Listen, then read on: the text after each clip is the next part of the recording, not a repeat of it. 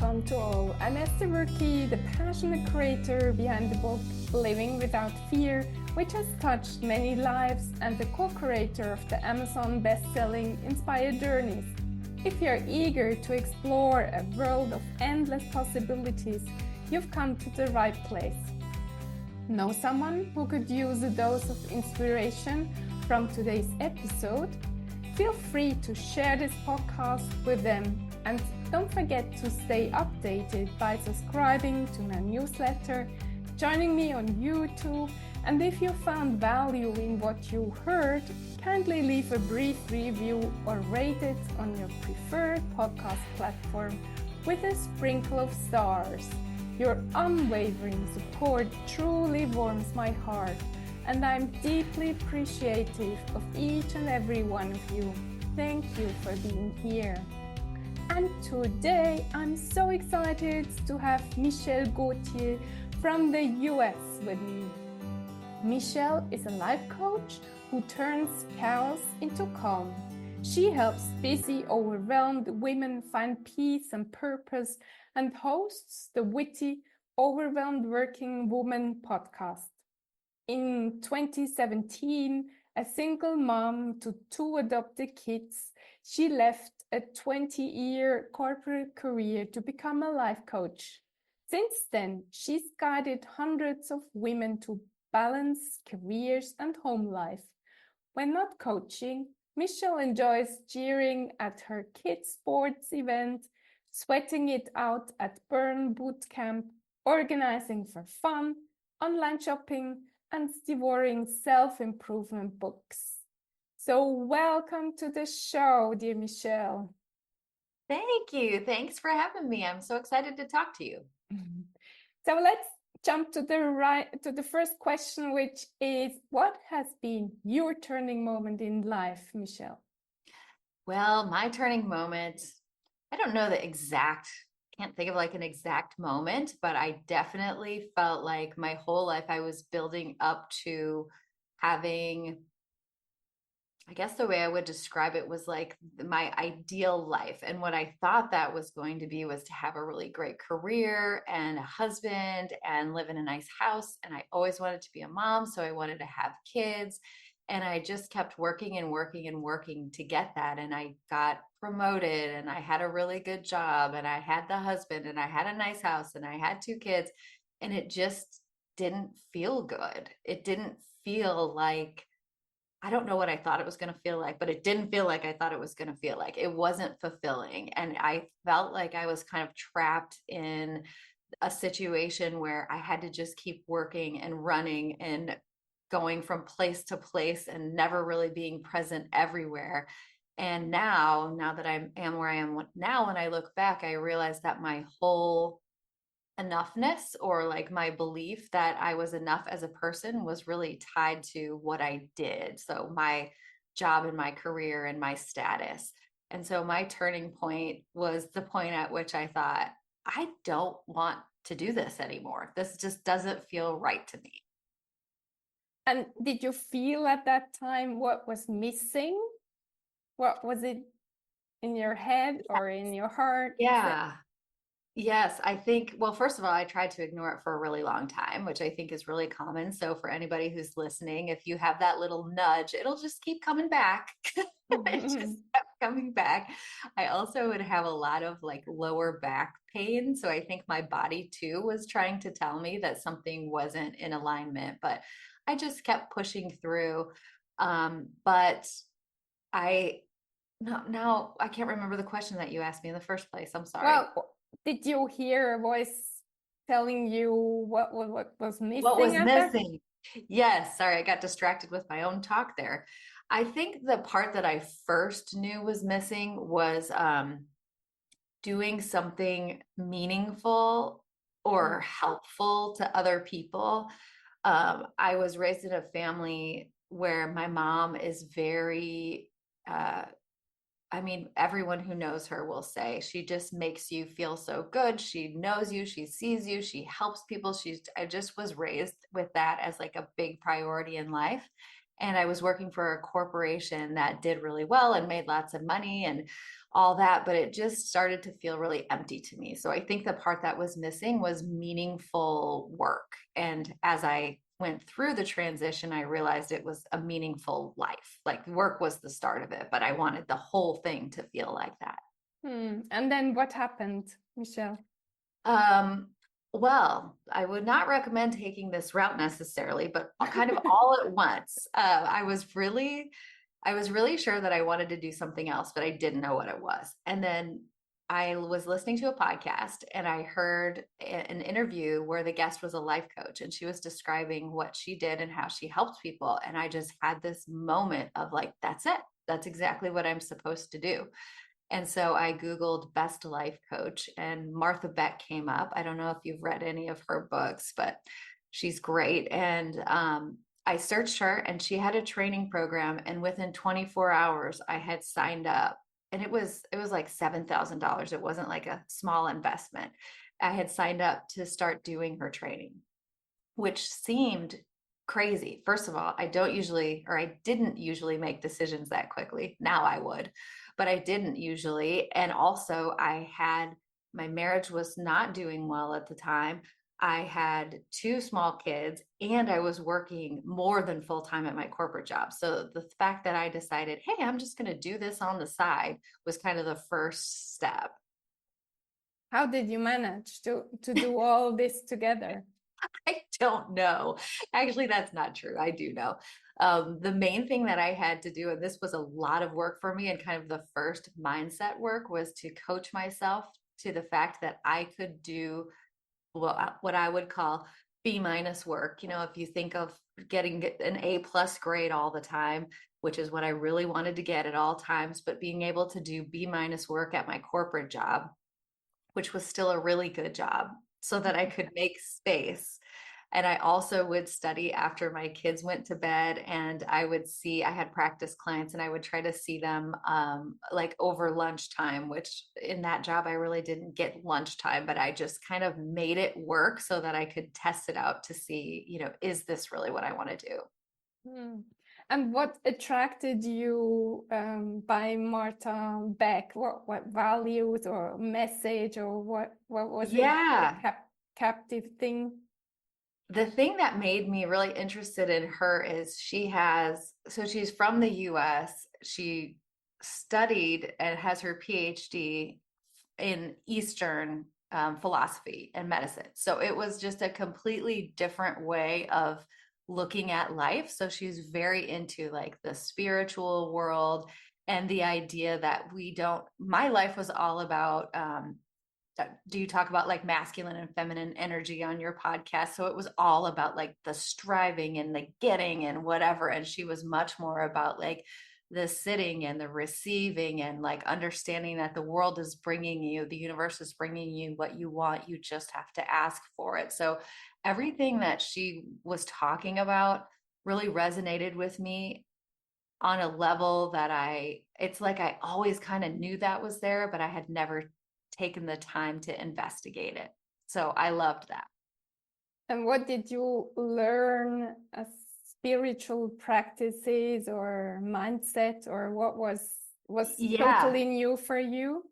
What was totally new for me, because I feel like I had studied a little bit about the law of attraction. And what was totally new for me was the idea that our thoughts come into our head and are out of our control, and that you can look at that from a distance and just observe the thoughts in your head instead of believing them. So for example, my thought of like, there's no way that I could ever quit my corporate job. I have to just keep going. I have to get to the next level. That's what my brain would tell me. So the idea that that could be a suggestion instead of a must do was life changing for me.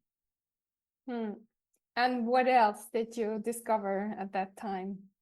So many things. I discovered that I discovered the feeling that you have when you're in alignment with something. So even just working with practice clients, and when I would tell people because I felt like everyone was going to judge me, everyone, air quotes, everyone was going to judge me for leaving like this steady, awesome, in theory, corporate job to become a life coach. I was so worried about what everybody else was going to think. And what I realized is, first of all, that was me judging me, not other people.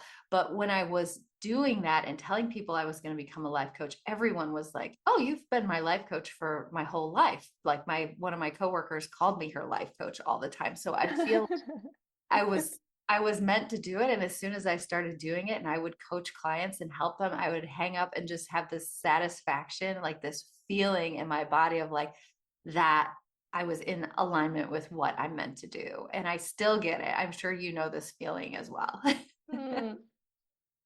And and then you started coaching, and what did you discover with women?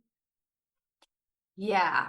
So when I first started coaching, I was just coaching anybody who needed coaching, and I liked that. But what I found is that I wasn't the only one, and that women specifically are socialized to become uh, essentially the way that I see it is you we tell ourselves we have to, but when you're an overachiever kind of person and you start off by doing well in school when you're a little girl, then that just gets piled upon you. Well, now you have to go to college or university. And then after that, you have to get a great job. And so we kind of get this script written for us. And then the reason why I was interested in working with women specifically, I'd say like 90% or 80% of the people I work with are also moms. So then you have the expectation to also be like the perfect mom, the mom who can be at school all the time and who knows everything about, what's going on with their kids.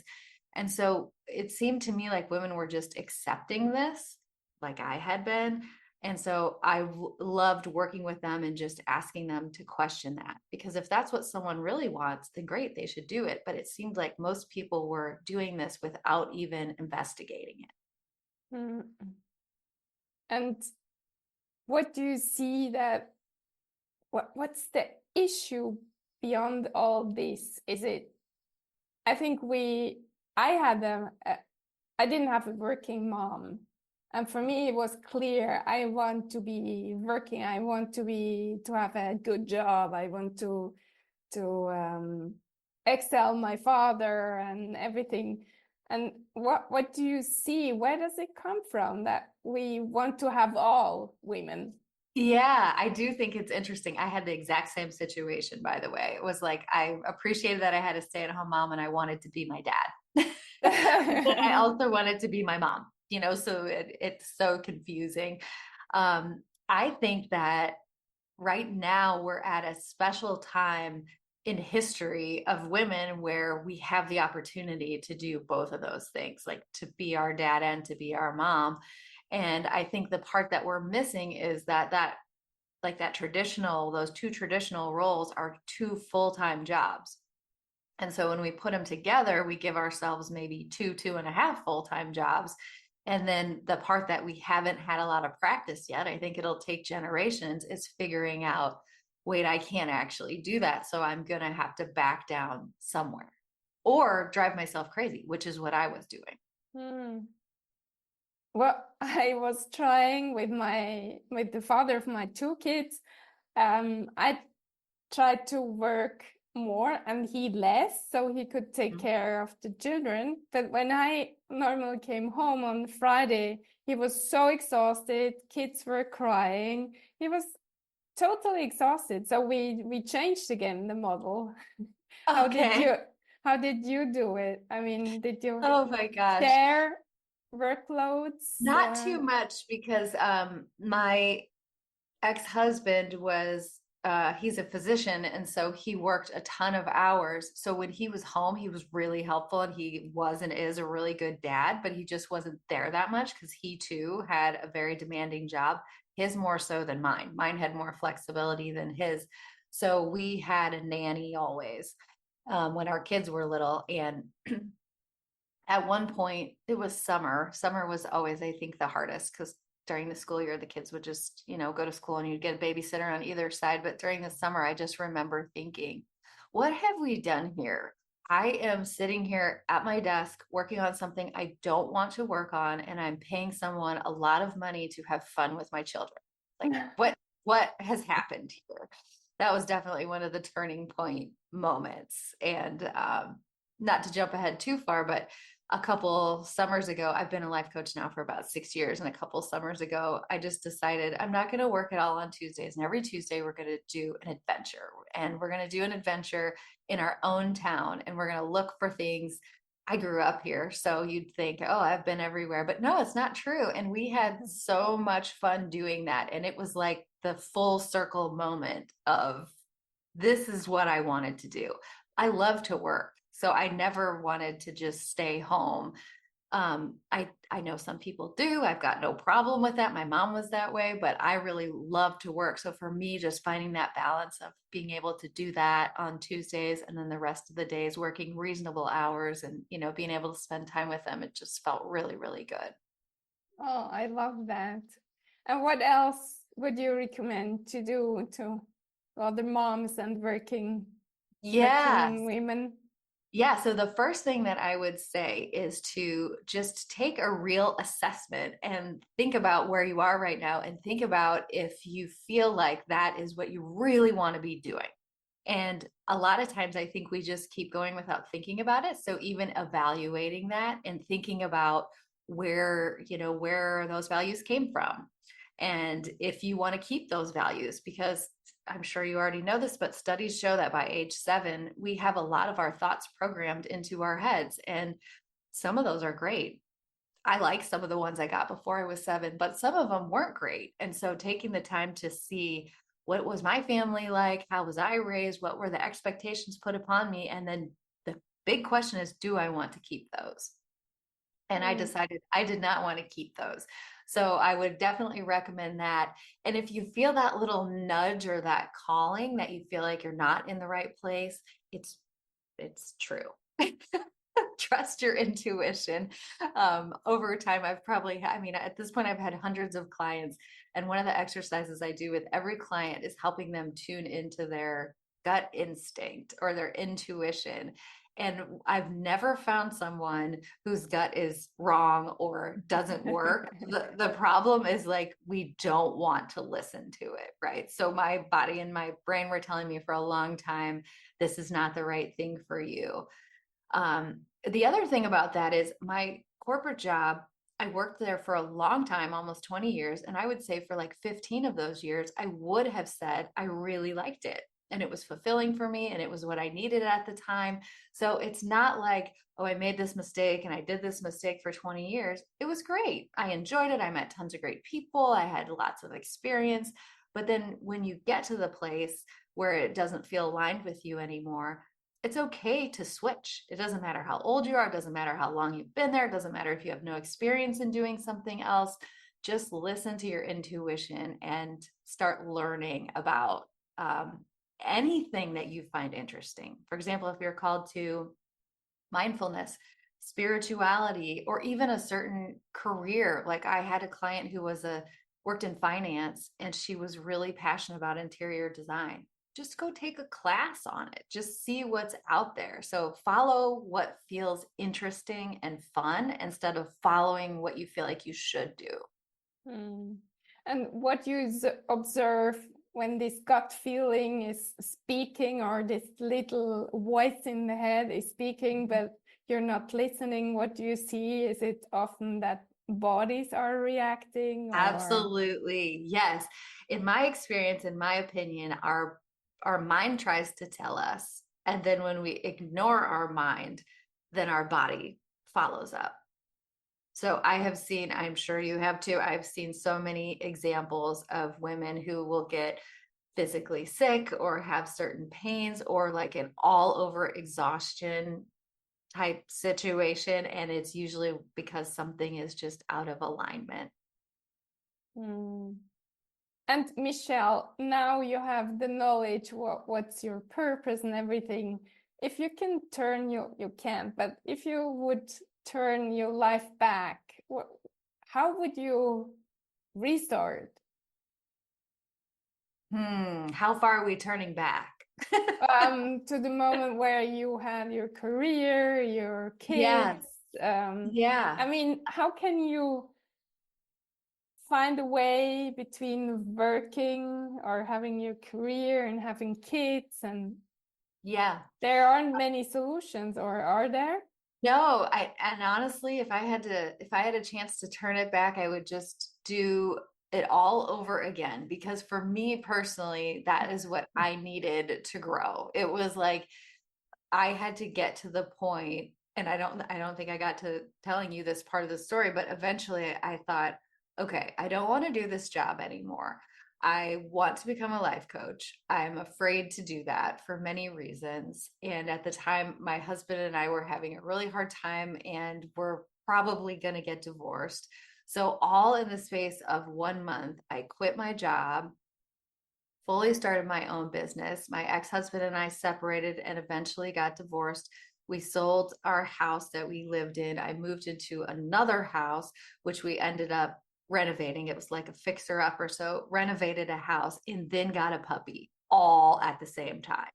so, so I think if I could go back and, make that transition a little easier on myself, I would not do all of those things at the exact same time. But I feel like that's what I needed. I needed like the burn it all to the ground moment so that I could heal and really just restart and start. Not, you can't start fresh in life. You can take all of your great experiences and your hard experience that you have and then start from that place. So starting from that place was really powerful for me. Now, if I were to talk to and sometimes I luck out and get clients who are in this position, someone who has a very high powered job and is just having kids now and reaches out to me, I feel like there are so many things that you can do from the start, from the get go, to make it easier on yourself. And most of that is around mindfulness and understanding what your mind is telling you. Like one of my clients who was a young was a mom of young kids, felt so guilty every day that she was at work. And one of the reasons why she felt guilty was because she wasn't with her children, but also because she felt guilty that she loved her work. So Mm. you're setting yourself up to always feel bad. And so just working on changing the thoughts around that, and that she was making this choice on purpose, and that the reason why she was choosing to work was because she loved it and it gave her a lot of satisfaction, and she felt like she was able to have someone care for her children and that that could be okay. She was very dedicated to her boundaries about what time she would leave work and spend time with her kids after. So getting those types of thoughts and boundaries and things in place early on could be so helpful. But Mm. if you're 15 years down from that and you still feel bad about it, it's not too late. Great points. And Michelle, if you could give three advice to our listeners who are moms, probably, what would you tell them? First, I would say you're doing a great job.